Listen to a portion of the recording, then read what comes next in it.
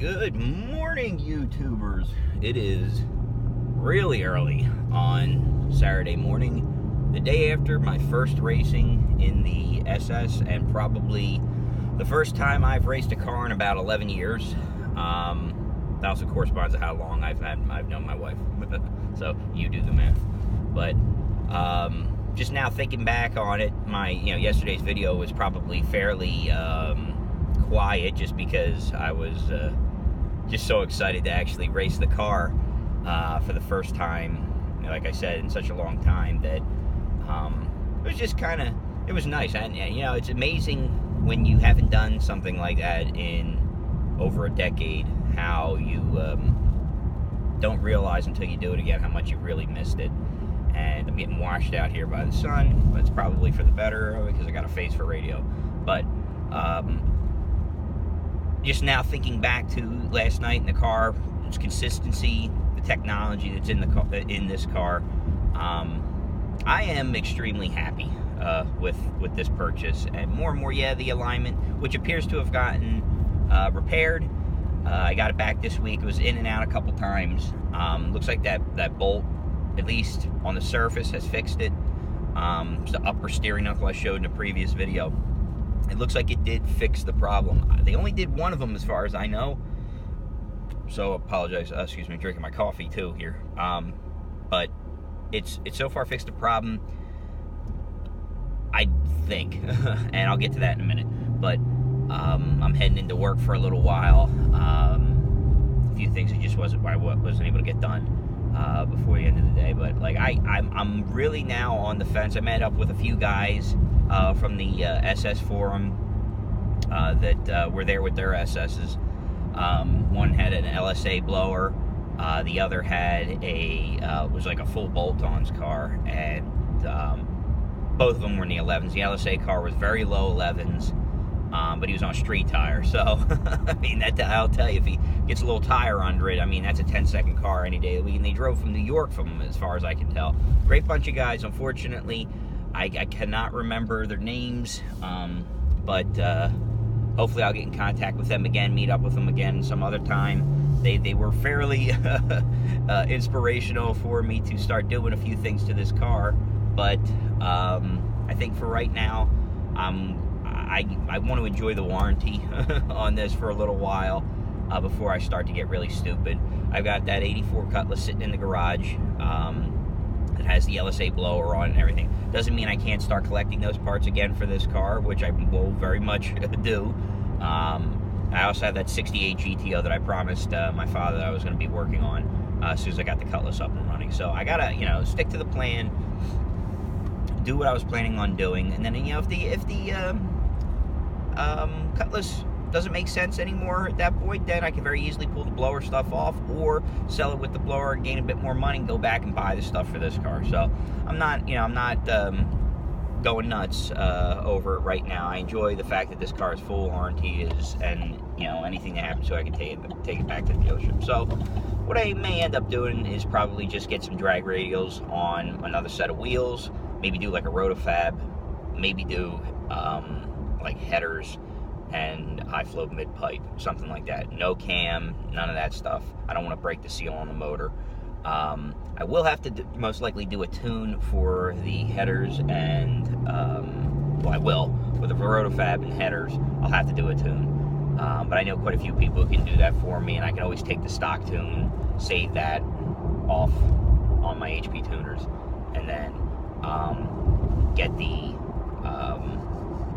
updated mail-in tune, which there's a lot of good people. A couple guys off of the SS forum, Chevy SS owners on Facebook, gave me some good information on that, and they've done their, those same guys who did like the LSA swap themselves on the car.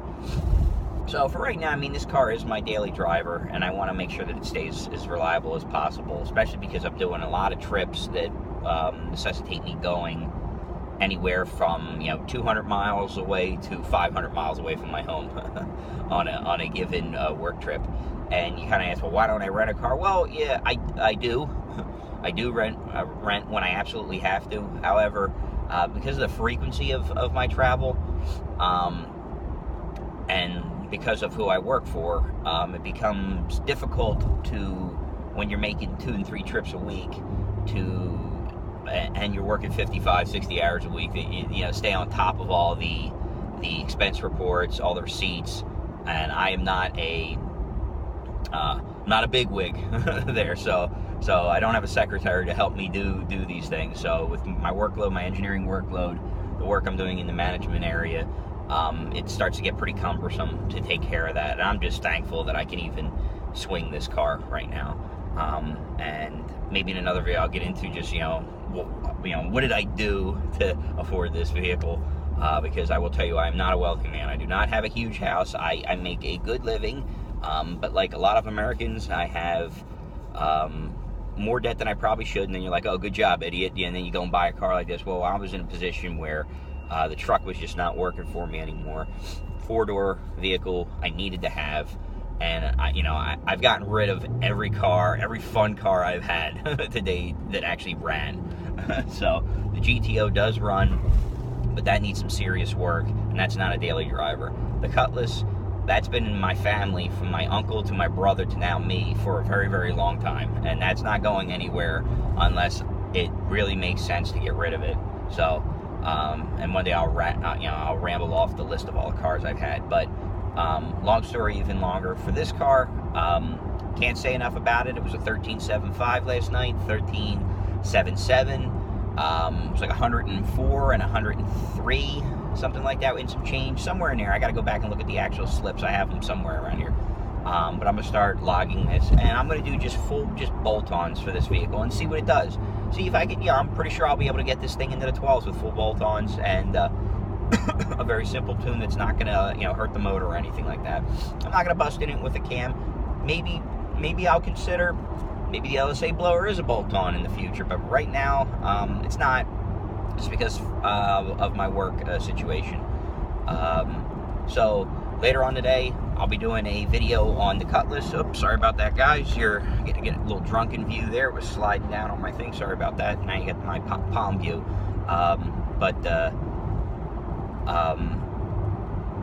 Just coming down off that. Actually, I'm still on the high of racing, man. It really does.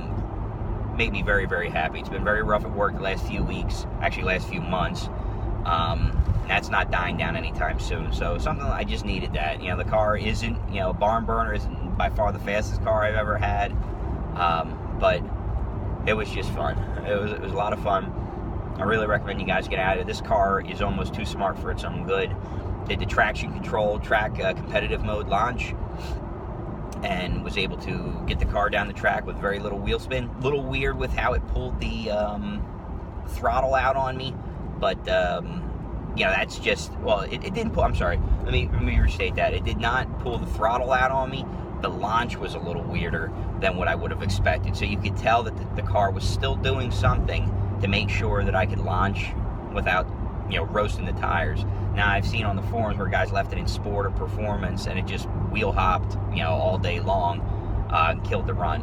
This was weird because you could tell the car was still monitoring wheel spin and applying power as it felt necessary to, fulfill the mission, for lack of a better word. So, my first run, the 7.5, I mashed the gas off of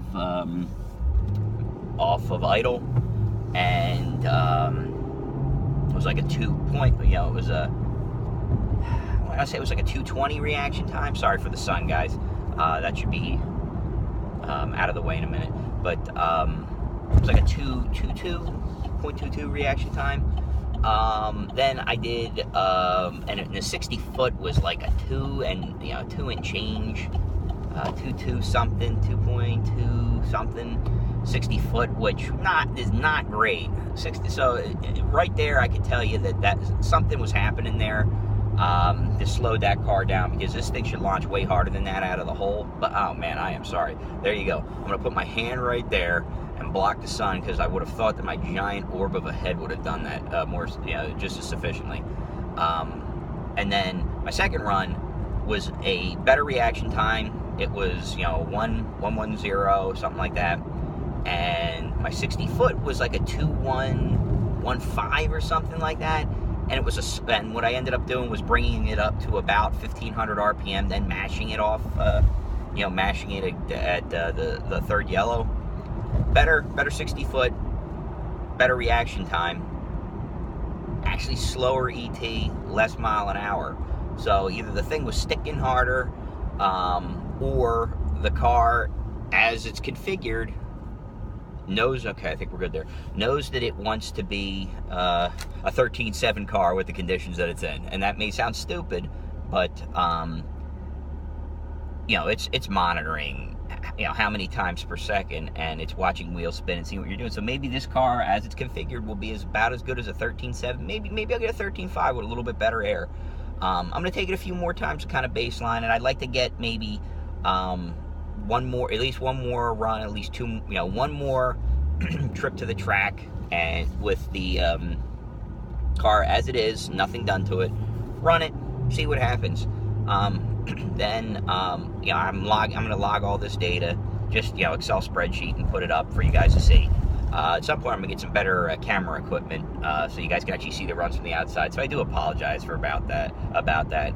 I also apologize for my rambling, as YouTube is fairly new to me, but I really do enjoy it. So subscribe, do all that subscribe stuff if you see this, and hopefully next time around, once I do this, I'm going to get myself a Rotofab intake, run it, do a tune, see what it does.